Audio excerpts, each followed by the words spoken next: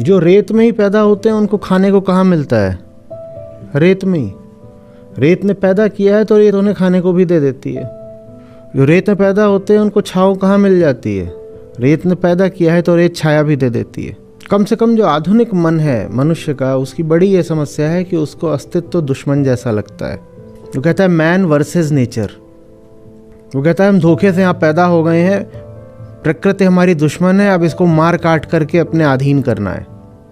ये बड़ी चिंता में रहता है। मैन जितना स्ट्रेस्ड आउट है उतना कोई स्पीशीज नहीं होती, क्योंकि हमें लगता है we are in enemy territory. पर ये मॉडल हमें खूब बताया गया है और सब धर्मों द्वारा बताया गया है कि बेटा ये पृथ्वी तो एक सराय है, एक होटल है, और तुम यहां आते हो, चेक इन करते हो जिस दिन पैदा होते हो, फिर यहां मौज मारो और एक दिन यहां से चेकआउट करके निकल लोगे। अगर ये मॉडल है तो फिर इस मॉडल में वही सब कुछ होगा जो होटलों में होता है। और जितने दिन होटल में रहता हो कहता है जितनी मौज मार सकते हो मार लो। आप इसी ज़मीन से आए हो, आप ये ज़मीन ही हो, आप इस ज़मीन से अलग नहीं हो, आप इसकी अभिव्यक्ति हो। आप जिसकी अभिव्यक्ति हो वो आपका दुश्मन कैसे हो सकता है? किसी ईश्वर पर श्रद्धा करने की ज़रूरत नहीं है, तुम प्रकृति पर विश्वास कर लो, इतना काफ़ी है। आईसीयू वगैरह के चक्कर लगाते रहा करिए। कोई आस पड़ोस में रिश्तेदारी में बीमार पड़े ना तो उसको देखने ज़रूर जाइए, उसकी खातिर नहीं, अपनी खातिर।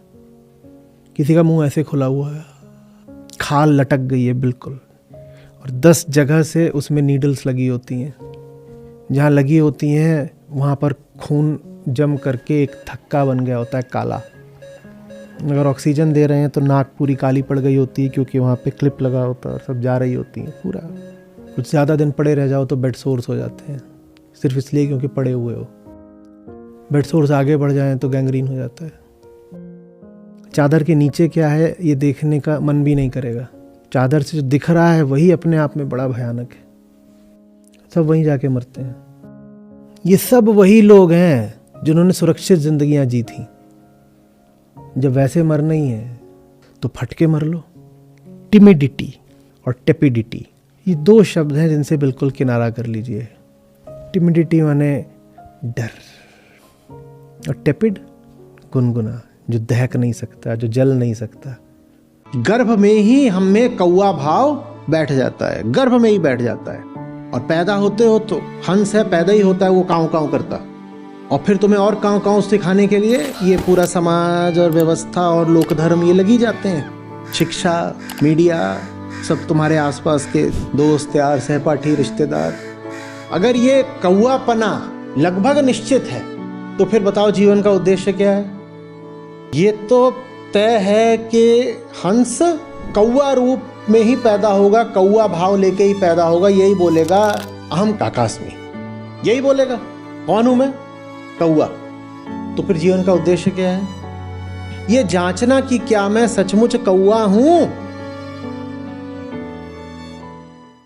पूर्णिमा की रात को किसी सुनसान जगह पर किसी उपेक्षित कुएं के पास चले जाइए, और चांद जब बिल्कुल सर के ऊपर हो तो कुएं में झांकिए, और ऐसा अगर आप 108 बार पूर्णिमा के दिन करेंगे तो आपको मुक्ति प्राप्त हो जाएगी। ये सब चलता है। लोक धर्म ने हजारों तरीके की विधियां आम जनता के लिए इजाद कर रखी हैं। अंगूठी पहनने से लेकर के हिमालय की चोटी पर चढ़ जाने तक, बाल मुड़ाने से लेकर के महीने भर कुछ न खाने तक, इन सब कर्मों को आध्यात्मिक विधि का ही नाम दिया जाता है। जब समस्या ही यही है कि जो जानते हो वो झूठा है, तो उपचार इधर उधर दौड़ करके या कुएं पे चढ़ करके या नाच करके या कुछ जप करके थोड़े ही हो जाएगा। कोई विधि किसी काम की नहीं है अगर उस विधि का उद्देश्य बोध नहीं है तो। लोग अच्छे बुरे नहीं होते। किसी के लिए भीतर गुस्सा लेकर चलना या ग्लानि लेकर चलना टेक्निकली गलत है। लोग हैं ही नहीं तो उन पे गुस्सा कैसे करोगे? लोग नहीं होते, प्रोसेसेस होते हैं, उनकी कंडीशनिंग होती है। हमारी भी कंडीशनिंग होती है। जिनकी कंडीशनिंग हमारी कंडीशनिंग से किसी तरीके से मेल खा गई उनको हम कह देते हैं अच्छे लोग हैं, जिनकी मेल नहीं खाई उनको हम कह देते हैं बुरे लोग हैं। क्या अच्छा क्या बुरा, कोई भी नहीं होता। हम तो मिट्टी के पुतले हैं जिसपे तरह तरह के संस्कार पड़े हुए हैं और उसी के अनुसार हम अपना पूरा व्यवहार करते रहते हैं। अगर कोई कठपुतली है तो कठपुतली ही है, उसको अच्छा या बुरा कहना बेकार की बात है। और ज्यादातर लोग सिर्फ कठपुतलियां होते हैं, सिर्फ कठपुतलियां। ठीक है, तो उन पे गुस्सा भी बहुत कैसे करें। आपको ये कहना होगा ये बेचारा और कर ही क्या सकता है, क्योंकि जो एक काम करने लायक था जिंदगी में वो तो इसने किया नहीं। वो क्या था कि कठपुतली इंसान बन जाए। रूसी वैज्ञानिक थे, उन्होंने कुत्ते को लिया और उसको जब खाना देते तभी घंटी बजती, खाना घंटी खाना घंटी इकट्ठा बज रहा है। खाने के कारण उसके लार बहती। तो ये बात ऐसा लगे जैसे कि भाई ये तो प्राकृतिक है, खाना देख करके तो लार बहेगी ही। लार क्यों बही? खाने से बही। पेवलोव ने खाना कहा हटाओ, फिर घंटी बजाओ। 8-10 बार खाना दिया, घंटी बजाई, फिर कहा खाना हटाओ, खाली घंटी बजाओ, लार बह रही है अभी भी। बड़ी गजब बात हो गई। इसका मतलब लार का भोजन से कोई रिश्ता ही नहीं है, घंटी मालिक हो गई है। घंटी तय कर रही है कि लार बहेगी। आप ये तक भी नहीं कह सकते कि आप अपने शरीर के चलाए चलते हो। देखो शरीर किसके चलाए चल रहा है। तो जब पेवलोव ने प्रयोग कर लिया तो लोगों को बड़ा धक्का लगा कि ये क्या हो रहा है, क्योंकि पेवलोव कह रहे थे यही बात इंसान पर लागू होती है। लोगों ने कहा तो मनुष्य की गरिमा के खिलाफ है, हम ऐसे थोड़ी हैं। कौन है हमारा मालिक? वो सब ताकतें जिनसे हमारे भ्रम का, हमारे होने के भ्रम का निर्माण हुआ है, वही ताकतें हमारी मालिक हैं। हमारी अपनी कोई निजी सत्ता नहीं है। हम जेनेटिकली कमजोर हो गए हैं। दुनिया की बड़ी से बड़ी प्रतिभाएं जन्म लेती हैं जब दो अलग अलग नस्लों के स्त्री और पुरुष मिलते हैं। पर हमारे लिए अलग नस्ल तो छोड़ दो, अलग जाति भी बहुत बड़ा हुआ है। हम तो ढूंढते हैं कोई बिल्कुल हमारी जैसा मिल जाए। आसपास के 4 गांव में जहां पे कुछ मिल जाए वहां पे ले आ लो। आपकी जाति का, आप उत्तर में हो, आपको आपकी ही जाति का भी अगर कोई दक्षिण से मिल रहा होगा तो आप शायद ब्याह ना करो। आप कहते हो जाति गोत्र ये सब तो ठीक ही है, खान पान भी हमारी जैसा होना चाहिए, भाषा भी हमारी जैसी होनी चाहिए, आदत बोल व्यवहार वचन भी हमारी जैसा होना चाहिए। तुम अगर ये कर रहे हो तो तुम जीवन बर्बाद कर रहे हो। कि दुनिया की जो शीर्ष प्रतिभाएं हुई हैं उसमें से एक बहुत बड़ा अनुपात उनका है जिनका बाप अमेरिका से है, माँ पोलैंड से है। और यूरोप में भी कोई सिर्फ एक नस्ल नहीं होती है, वहाँ भी बहुत सारी हैं। उदाहरण के लिए पूर्व की तरफ आपको स्लाव लोग मिलते हैं, वो आपको पश्चिम में नहीं मिलेंगे। अब वहाँ से कोई स्लावियन बंदा कहीं से भी हो सकता है, वो चेकोस्लोवाकिया, स्लोवेनिया, कहीं से भी हो सकता है, सर्बिया, रशिया से भी हो सकता है, वहाँ भी वो जा कर के मान लो किसी ब्रिटेन से शादी करता है। वहाँ से फिर जो संतान आती है, स्वयं प्रकृति भी चाहती है कि तुम अपने ही दायरे में संकुचित होकर मत बैठे रहो। माँ, बड़ी माँ, प्रकृति माँ, वो भी यही चाहती है कि अपने ही दायरे मत बैठे रहो, बाहर निकलो, बाहर निकलो, बाहर निकलो।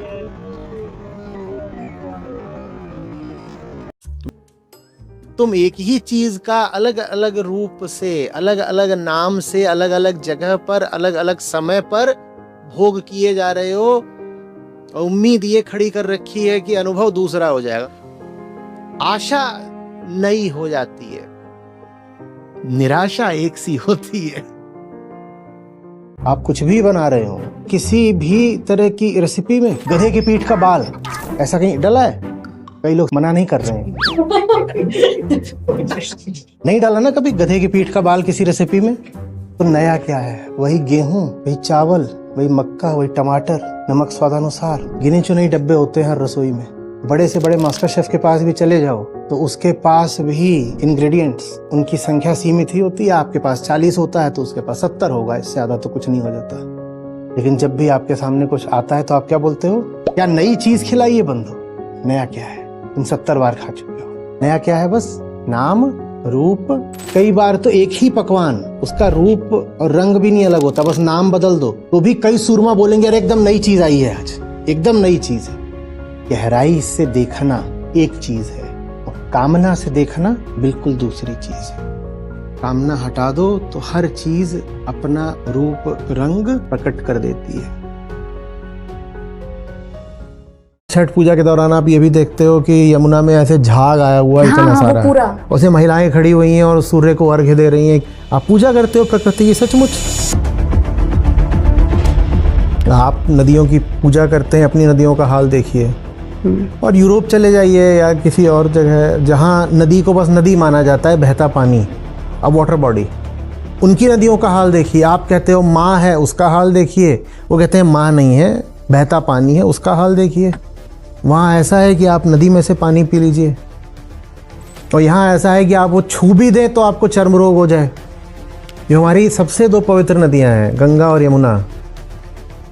मैं उत्तर प्रदेश की नहीं बात कर रहा, मैं बिहार की नहीं बात कर रहा, बंगाल की नहीं बात कर रहा, मैं कह रहा हूँ पूरे भारत का 2/3 जो अनट्रीटेड सीवेज है वो सिर्फ गंगा नदी में जाता है, पूरे भारत का।